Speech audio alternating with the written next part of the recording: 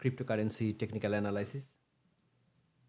Disclaimer, অর্থাৎ এটা সম্পূর্ণ এডুকেশনাল কন্টেন্ট, একদমই ইনভেস্টমেন্ট অ্যাডভাইস নয়। সুতরাং আপনারা ট্রেড করলে নিজ দায়িত্বে ট্রেড করবেন।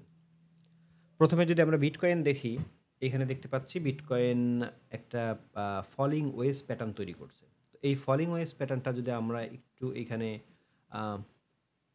বিগ পিকচারে দেখি, সেক্ষেত্রে এটা এখানে আপ ট্রেন্ডের পর এখানে একটা ফলিং ওয়েজ তৈরি করছে। মেইনলি এই ধরনের ফলিং ওয়েজ যখন আপ ট্রেন্ডের পরে তৈরি করে, তখন তার মানে হলো এই জায়গাটাতে প্রাইসটা পাউস করছে, অর্থাৎ এইখানে যে স্পিডটা ছিল এইটা এইখানে রেস্ট নিচ্ছে এবং এটা মোস্ট অফ দ্য টাইমই আপসাইডে মুভ করে। তো আমি যদি এখানে বিগ পিকচার থেকে এখানে স্মল পিকচারে আসি, অর্থাৎ এইখানে শুধুমাত্র এই ফলিং ওয়েজটা দেখি, তাহলেও কিন্তু এটা বুলিশ প্যাটার্ন। কারণ এইখানে একটা সময় প্রাইসটা ন্যারো হতে হতে প্রাইসটা কিন্তু এখান থেকে মোস্ট অফ দ্য টাইমই বাউন্স করে। বাট এটা কিন্তু অল্টারনেটিভ ওয়েতে ডাউন সাইডেও ড্রপ করার সম্ভাবনা আছে, সেক্ষেত্রে হিউজ সেলিং প্রেশার থাকতে হয়। তো এইখানের অপরচুনিটিটা কি? অপরচুনিটি হলো এইখানে যে ট্রেন লাইনটা, উপরের লাইনটা আমরা দেখতে পাচ্ছি, এটা যদি আমরা গ্রিন করে দেই, এই গ্রিন লাইনটা যদি ব্রেক করে উইথ অবভিয়াসলি গুড ভলিউম, এখানে একটা বাইং প্রেশারের সাথে, তাহলে এইখান থেকে একটা র্যালি শুরু হতে পারে।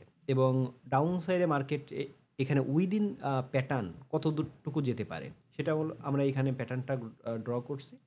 তো মেইনলি এইটা আমরা যদি একটু নামিয়ে দেই, এই পর্যন্ত আনি, সেক্ষেত্রে কিন্তু প্রাইসটা এইখানে, অর্থাৎ প্রাইসটা এখান থেকে যেহেতু এটা ডাউনওয়ার্ড একটা লাইন, সেক্ষেত্রে এটা কিন্তু ফিক্সড অ্যামাউন্ট না, এখানে একটু কম বেশি হতে পারে। এখানে আসলে যেমন $95,000 হতে পারে, এবং সেম এইখানে আসলে কিন্তু এটা 94 বা $93,000 আসতে পারে। এটা উইদিন প্যাটার্ন। উইদিন প্যাটার্নের নিয়মটা হলো প্রাইসটা যদি এই প্যাটার্নের মধ্যে থাকে, এটা বুলিশ বা বিয়ারিশ কোনোটাই না এই মুহূর্তে।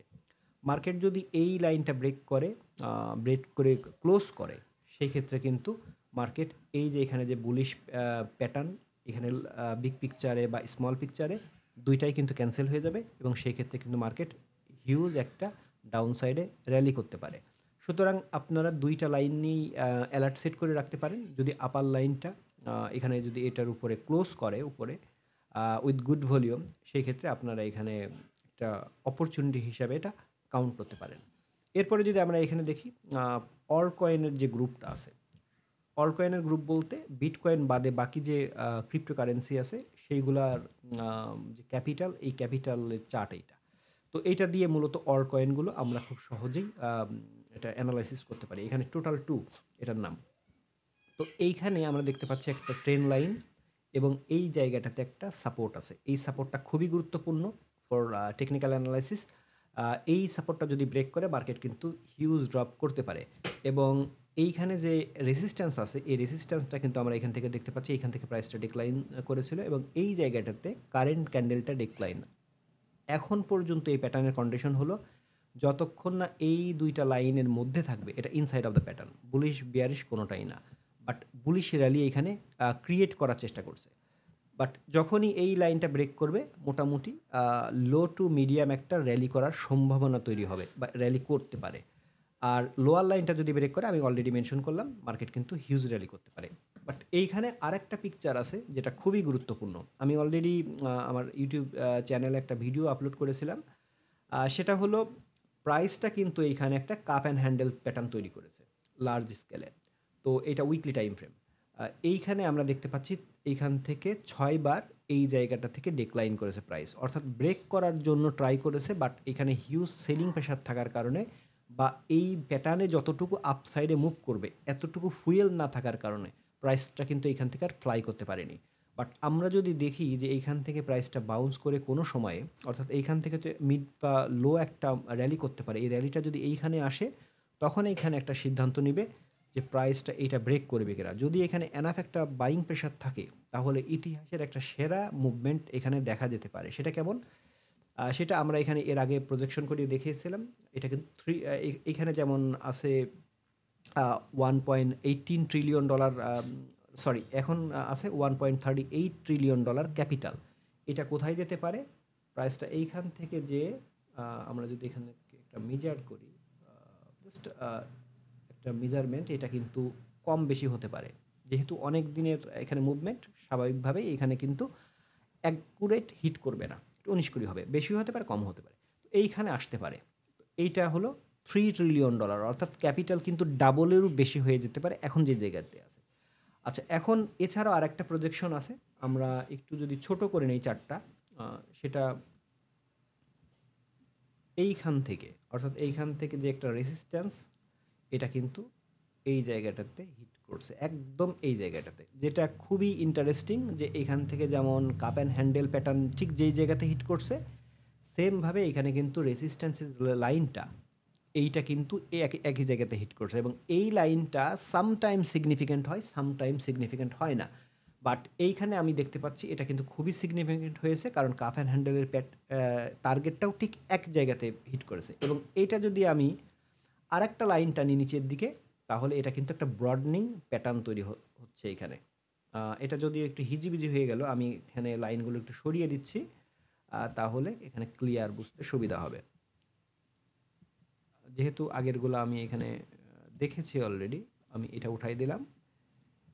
এইখানে এইখানে একটা ব্রডনিং প্যাটার্ন তৈরি করছে। তো ব্রডনিং প্যাটার্নের এখানে মুভমেন্ট হলো, এইখান থেকে যেমন এখানে আসছে, তারপরে এইখানে, এবং এরপরে প্রাইসটা মুভ করে কিন্তু এইখানে আসতে পারে $3 ট্রিলিয়ন প্লাস।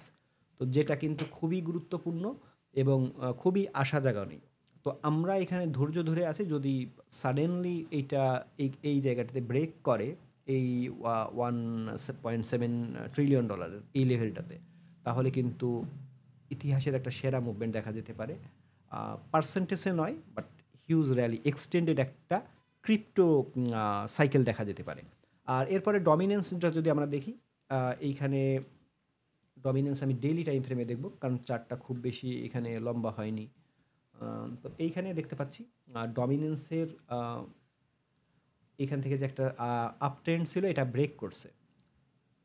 এখানে সরি, এইখানে ব্রেক করছে, এই লাইনটা ব্রেক করার পর মার্কেট কিন্তু আবার রিক্লেম করার চেষ্টা করেছিল এইখানে, এবং এই জায়গাটাতে ঠিক ঠিক অ্যাকুরেট এই জায়গাটা থেকে মার্কেট ডেক্লাইন করছে। তো এখন আমরা এইটার সাথে অল কয়েনের একটা ম্যাচ করার চেষ্টা করব। তো মার্কেট যদি এইটা কন্টিনিউ করে এবং এই লেভেলটা ব্রেক করে, তাহলে আমি অল কয়েনের যে একটা বলেছিলাম যে মিড টু লো র্যালি করতে পারে, এই লাইনটা ব্রেক করলে এরকম একটা মিড টু লো র্যালি করতে পারে। সেই ক্ষেত্রে প্রাইসটা কিন্তু এখান থেকে কন্টিনিউ করবে, বাট এটা গ্যারান্টি না যে মার্কেট আরও নিচে আসতে পারে। তো আগে আমরা এটা বুঝে নিই যে বিটকয়েন ডমিনেন্স কী। বিটকয়েন ডমিনেন্স হলো ক্রিপ্টোকারেন্সিতে বিটকয়েনের আধিপত্যর একটা সূচক। অর্থাৎ এইটা যদি নেগেটিভ থাকে, তাহলে বিটকয়েন ক্রিপ্টোকারেন্সিতে আধিপত্য কমে অল কয়েন বা অন্য যে কয়েনগুলো আছে এইগুলোর আধিপত্য বৃদ্ধি পেল, এবং অন্যগুলোর আধিপত্য বৃদ্ধি পেলে কি হয়, এইগুলাতে যেহেতু লো ক্যাপ এবং এইগুলা যেহেতু বিটকয়েনের তুলনায় বেশি মুভ করে, ইদার আপসাইড আর ডাউন সাইড, সেই ক্ষেত্রে এইটাতে প্রফিটের মার্জিনটা বেশি আসে। তো এই জন্য সবাই কিন্তু বিটকয়েনের তুলনায় অন্য কয়েনের প্রফিটটা চাই। তো আমরা এখানে দেখতে পাচ্ছি এই জন্য এটা কিন্তু কমপ্লিটলি একটা বিয়ারিশ ট্রেন্ড। এখনও যদি এটা কনফার্ম হয়নি, বাট এটা এই পর্যন্ত কিন্তু বিয়ারিশ আছে, যদি না এটা একটা সিগনিফিক্যান্ট অপোজিট মুভ করে।